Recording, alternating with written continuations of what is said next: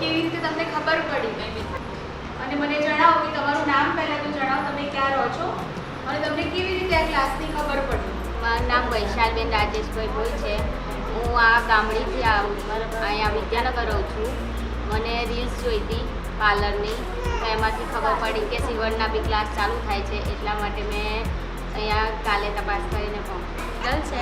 હું કાસોડથી આવું છું અને મને મારા કાકી દ્વારા ખબર પડી છે. મારું નામ ભોઈ આરતી મિતેશભાઈ છે. મને મારા એક ફ્રેન્ડ અહીંયા પાર્લર કરતા હતા, સોનલબેન, એમના દ્વારા ખબર પડી છે. એટલા માટે હું અહીં સીવણનું મને ઓલરેડી ફાવે છે, પણ હું વધારે શીખવા આવી છું. Okay, thank you. મારું નામ નૈના કિરણભાઈ ચૌહાણ છે. હું સંદેશાથી આવું છું. મેમની પોસ્ટ જોઈ હતી ઇન્સ્ટાગ્રામ પર. શીખવું છે સીવણનું એટલે હું અહીંયા શિલ્પાબેને અમારા ફ્લેટમાં રહે છે, એમણે જણાવ્યું હતું એટલે એમના દ્વારા હું આવી. મારું નામ સવિતાબેન છે. હું અહીંયા યોગેશ્વર સોસાયટીમાં છું. અહીંયા પાર્લરમાં એક મારા ફ્રેન્ડ છે અમૃતા, એમણે મને કહ્યું કે સીવણના ક્લાસ છે. જય સિયારામ. મારું નામ છે ચારમી ચૌહાણ. હું કરમસદમાં રહું છું અને દીપાલી મેડમને હું ફોલો કરું છું, તે ત્યાંથી મને ખબર પડી. જય સિયારામ. જય સિયારામ. મારું નામ પ્રિયાબેન જયકુમાર વાઘેલા છે. હું કરમસદ બસ સ્ટેન્ડ રહું છું. હું અહીંયા કામ કરું છું.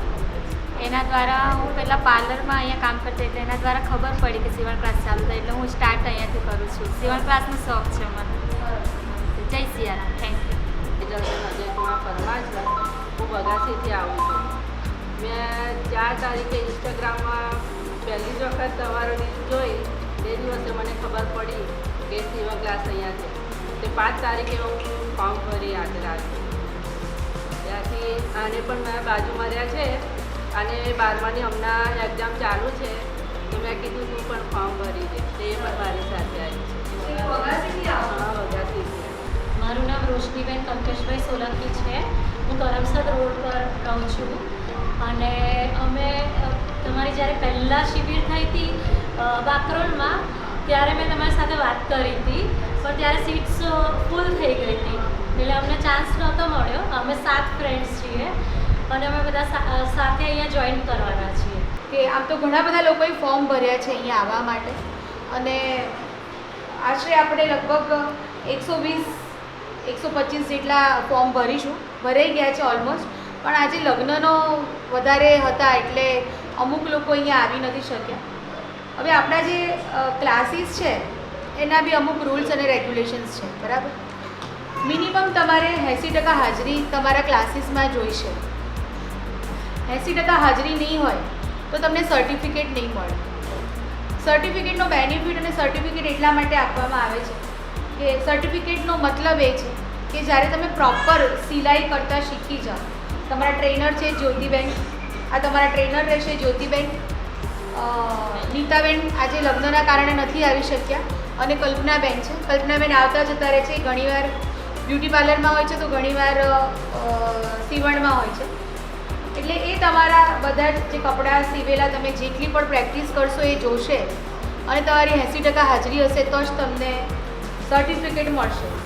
એટલે એવું નથી કે ખાલી જ અહીંયા આવ્યા અને 3 મહિના આપણે શું ફાવ્યું શું નહીં ફાવ્યું, ફાવીશું તો કરીશું, નહીં તો નહીં કરીએ, અડધું છોડી દઈશું, એવું નહીં થાય અહીંયા. જય સિયારામ. જય સિયારામ. મારું નામ પટેલ જ્યોતિકા છે. હું સીવણ ક્લાસ શીખવાડું છું, બરાબર. આપણે 2 કલાકની બેચ હોય છે અને એનામાં આપણે ડ્રેસ, બ્લાઉઝ અને ચણિયાચોળી વધારે પડતા એનામાં આપણે ભાર આપીએ છીએ, અને ખાસ પડીને તો બ્લાઉઝ, કારણ કે રેગ્યુલર તમે બ્લાઉઝ પહેરતા હોય છે અને એમાં સેમ્પલ 20 થી 25 આપણે મિનિમમ જોઈશે જ. એ જ તમારી એક્ઝામ રહેશે. જો તમારા સેમ્પલ નહીં હોય તો મેડમ તમને સર્ટિફિકેટ ઇસ્યુ નહીં કરી શકે. એટલે જેટલા બને એમ આપણે સેમ્પલ તૈયાર કરવાના છે. જેને બી મશીન નથી આવડતું એને શીખવાડવાની જવાબદારી અમારી છે.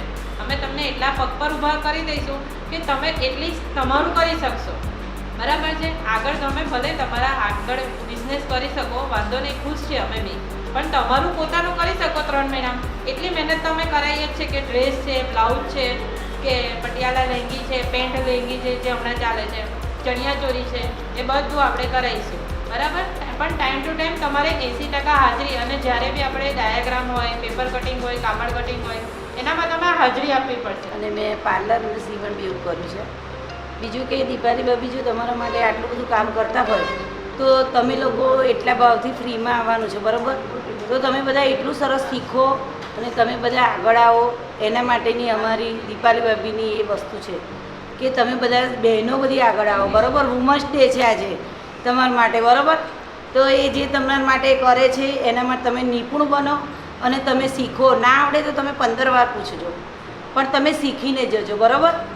જય સિયારામ. તો મહિલા દિવસ આપણે કેમ ઉજવીએ છીએ બધાને ખબર છે?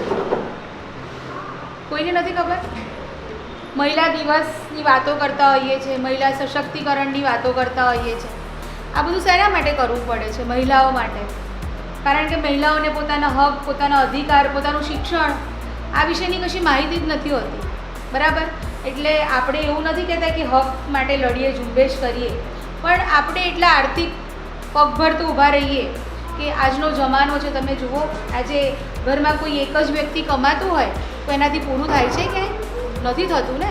તો આજે આપણને આટલી બધી સ્કિલ માટે બધા આટલા પ્રોત્સાહન કરતા હોય, આપતા હોય, તમને તમારા ઘરમાંથી સપોર્ટ મળતો હોય તો તમારે અવશ્યથી આવી સ્કિલનો લાભ ઉઠાવવો જોઈએ.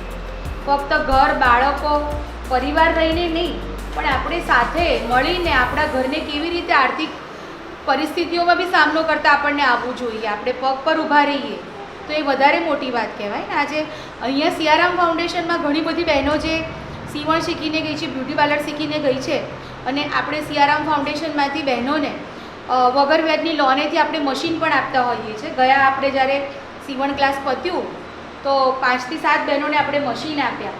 એમણે વગર વ્યાજની લોનથી એ મશીનનો ફાયદો લીધો અને આજે એ લોકો ઘરે બેસીને બ્લાઉઝ છે, ડ્રેસ છે, બધું સીવે છે. પોતાના ઘરને એ આર્થિક રીતેથી મદદ કરે છે. તો આપણને જો ભગવાને આટલી સરસ પરિવાર આપ્યો છે, તમને સપોર્ટ કરે છે ઘરના લોકો, તો તમારે એનો ફાયદો ઉઠાવવો જોઈએ. સાથે સિયારામ ફાઉન્ડેશન મારો પણ ફાયદો ઉઠાવવો જોઈએ કે બેન તમને નિઃશુલ્કમાં આટલું સરસ શીખવાડે છે બરાબર છે. ઘણી બધી જગ્યાએ જાઓ તમે તો સીવણ ક્લાસ શીખવાના 5,000 ફીસ લેતા હોય, 10,000 ફીસ લેતા હોય. ટાઈમિંગ બી 3-3, 4-4 કલાકનો હોય કે આપણે સમજતા હોઈએ કે ઘરે બહેનોને કામ હોય એટલે એ બધા ના કરી શકે ને પ્રોપર. તો 2 કલાકના સમયગાળા દરમિયાન તમને આટલું સારું શીખવાડે મળે તો એનો લાભ તમારે ઉઠાવવો જોઈએ. અને આપણે બી ભલે વધારે નહીં તોય આજે તમે એક દિવસમાં એક બ્લાઉઝ સીવો એટલે 200 થી 250 રૂપિયા તમે કમાઈ લો. તમારા દૂધ, પાણી, ચાના બી એટલા ખર્ચા તમારા ઓછા થઈ જાય. એટલે ખાલી ને ખાલી પરિવાર સંભાળવો, હસબન્ડ સંભાળવું, સવારે ટિફિન બનાવવું અને છોકરાઓને ભણાવવા, એટલી જ લાઈફ નથી કરવાની. આગળ વધવાનું છે બહેનોએ.